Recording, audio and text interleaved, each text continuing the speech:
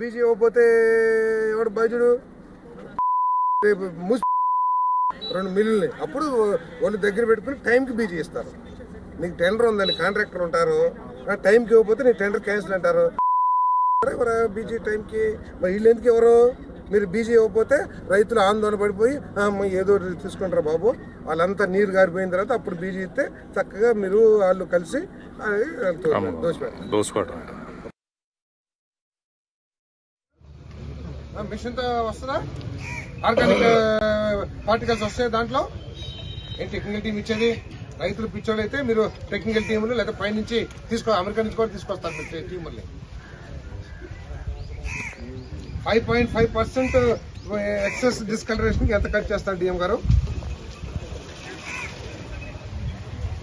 ఎందుకు తీసుకోకూడదు? మీరు చెప్పేసేయండి. అయితే మీరు ఆయన చెప్పండి తీసుకోవద్దని చెప్పేసి. నాన్ ఎఫెక్టివ్ అసలు దాన్ని కొనరా గవర్నమెంట్? ఓకే రైట్, మీరు రైతులు కొనిస్తారు, నేను కొనిస్తాను వదిలేసి. మీరు I will take the task. Effective అంటే కొనరంట రైస్ మిల్లర్స్ కి నువ్వు తాబేదారికి చెయ్యి.